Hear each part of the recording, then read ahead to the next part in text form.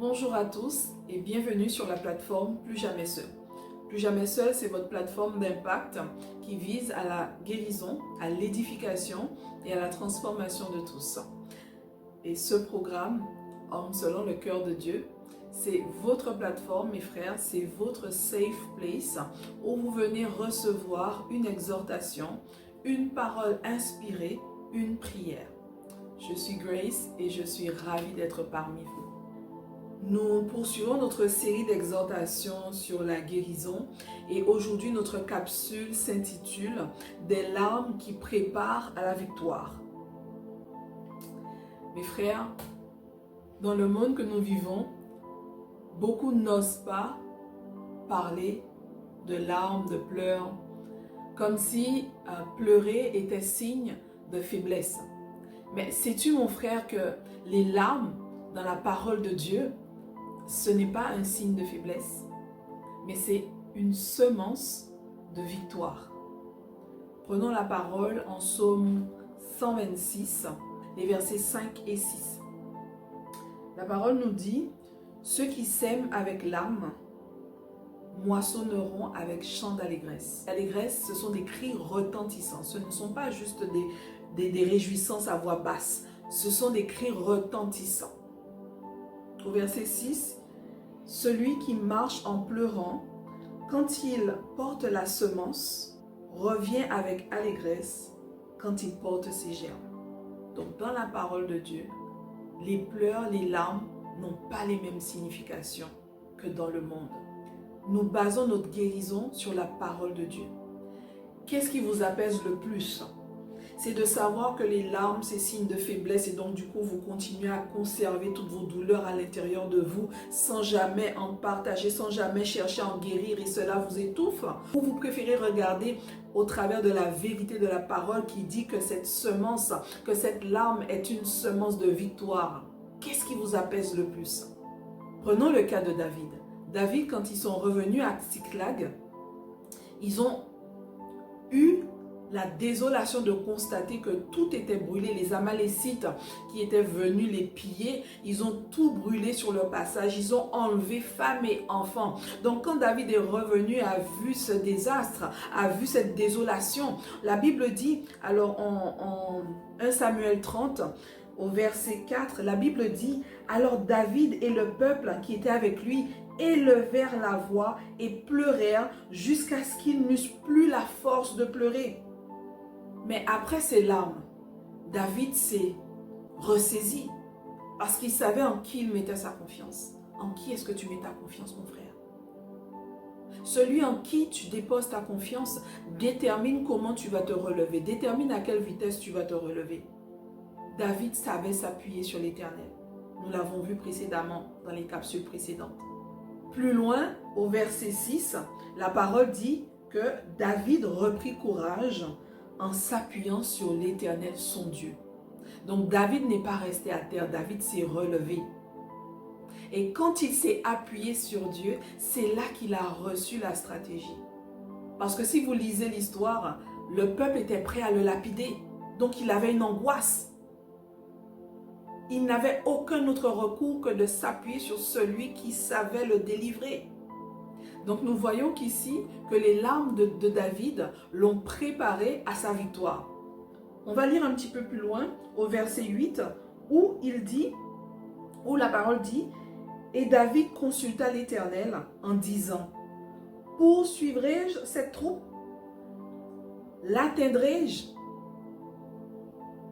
L'Éternel lui répondit, « Poursuis, car tu atteindras et tu délivreras. » Donc l'idée, mon frère, des larmes, ce n'est pas juste de pleurer, mais c'est de pleurer et ensuite d'aller et de s'appuyer sur l'Éternel, s'appuyer sur Dieu pour recevoir la stratégie.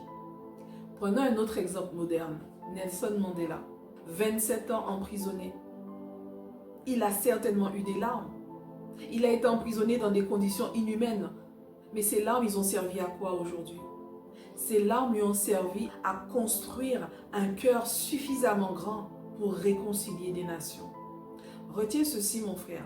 Les larmes, ce n'est pas la fin de ton histoire. C'est une virgule qui indique qu'il y a une suite, qu'il y a une victoire à la clé. Même scientifiquement, il a été prouvé que les larmes apaisent, les larmes libèrent du stress. Une étude avec Frontières in Psychologie en 2019 a démontré que 88% de personnes qui ont été interrogées ont confirmé que pleurer fait du bien. Libère, apaise. Spirituellement, c'est encore plus fort. Prenons la parole en Psaume 56, le verset 9. Tu comptes les pas de ma vie errante. Recueille mes larmes dans ton outre. Ne sont-elles pas inscrites dans ton livre? Ça, c'est la version Louis II. Cela veut dire que chaque larme que tu as coulée, Dieu n'en est pas indifférent. Il compte, qu'est-ce qu'il dit? Il dit que tu recueilles mes larmes dans ton outre. Donc chaque larme est précieuse pour Dieu. Regardons maintenant de manière pratico-pratique comment transformer ces larmes en victoire. Alors nous allons le faire en 5 points. Premièrement, accepte ta vulnérabilité, mon frère. Ne nie pas ta souffrance devant Dieu. Au contraire, exprime-le lui. David n'a pas nié sa souffrance devant Dieu. La parole nous a dit qu'ils ont pleuré jusqu'à ne plus avoir de force. Il ne s'est pas arrêté là. Deuxièmement, mon frère, je t'invite à faire de tes larmes une prière. Prends un carnet, écris tes prières. Seigneur, voici mes larmes. Nous avons vu que David, dans le psaume 56, au verset 9, il a écrit ses larmes. Il a dit, recueille mes larmes dans ton outre. La majorité des psaumes de David sont basés suite à des douleurs terribles par lesquelles il est passé. C'est à ce moment-là qu'il a sorti ses meilleurs psaumes. Lorsque David et le peuple ont fini de pleurer, ils n'avaient plus de force. David, qu'est-ce qu'il a fait? Il est retourné vers Dieu. Il est revenu chercher la direction. Il n'est pas resté juste à se lamenter. Nous avons vu en 1 Samuel 30, verset 8, il a demandé à Dieu, est-ce que je dois les poursuivre maintenant? Est-ce que je vais les atteindre? Il est venu chercher la stratégie. Quatrièmement, mon frère, agis avec foi. Oui, pose des actes.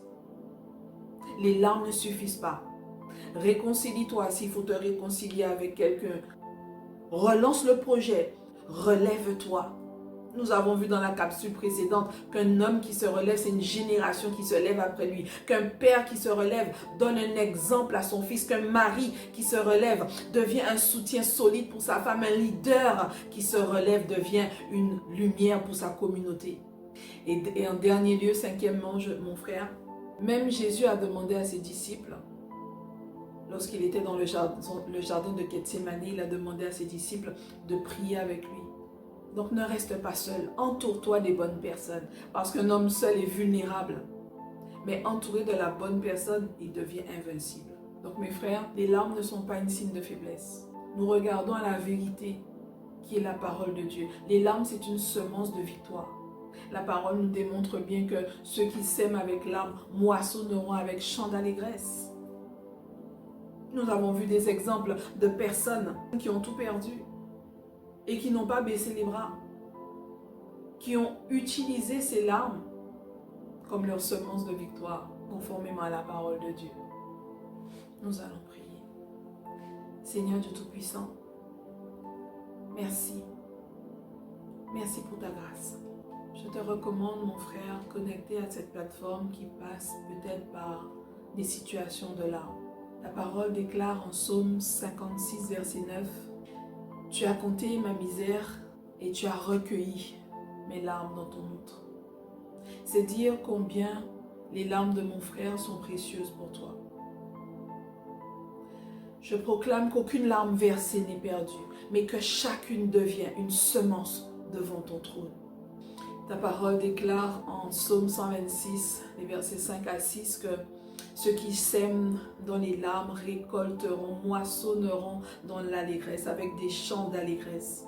Je déclare aujourd'hui que mon frère ici présent, là où il est en train de semer avec des larmes, il va moissonner en chants d'allégresse dans le nom puissant de Jésus-Christ. Comme David, dans 1 Samuel chapitre 30, où David a repris courage et David s'est appuyé sur toi. David n'est pas resté à se lamenter parce que David savait quel grand Dieu il servait.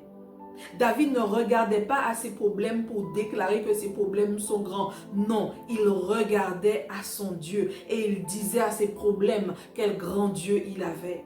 Je déclare aujourd'hui que les hommes connectés à cette plateforme vont regarder leurs problèmes et vont déclarer à leurs problèmes quel grand Dieu ils servent. Et que tu leur donnes une force, tu renouvelles leur force, tu leur donnes une direction nouvelle et tu leur donnes une stratégie pour récupérer tout ce qu'ils ont perdu. Tout comme tu as donné la stratégie à David pour récupérer tout ce que les Amalécites avaient arraché, avaient enlevé. Dans le nom de Jésus. Père, tu dis dans ta parole en Ésaïe 61 au verset 3, tu dis, ô Seigneur, tu donnes un diadème au lieu de la cendre, tu donnes de l'huile de joie au lieu du deuil, tu donnes un vêtement de louange au lieu d'un esprit abattu. Je déclare dans le nom de Jésus que tu es en train de revêtir nos frères en ce moment même d'un vêtement de louange. Tu es en train de leur donner de l'huile au lieu du deuil. Tu es en train de leur donner un diadème au lieu du cendre. Dans le nom de Jésus. Je déclare que leur tristesse se transforme en joie, que leur honte se transforme en gloire et que les pleurs deviennent des témoignages puissants. Nous avons prié, non pas par nos propres forces, mais avec foi et action de grâce, dans le nom puissant de Jésus. Amen, amen, amen. Si mon frère, ce message t'a interpellé, si tu souhaites aller plus loin, si tu souhaites bénéficier d'un accompagnement personnalisé, sortir de tes souffrances et beaucoup d'autres ressources qui te seront proposées, tu as la possibilité de compléter le formulaire en description pour rejoindre un groupe de transformation et de soutien. Pour ma part, c'est avec beaucoup de joie que je te retrouve lors de notre prochaine capsule Homme selon le cœur de Dieu. Sois béni, à bientôt, shalom.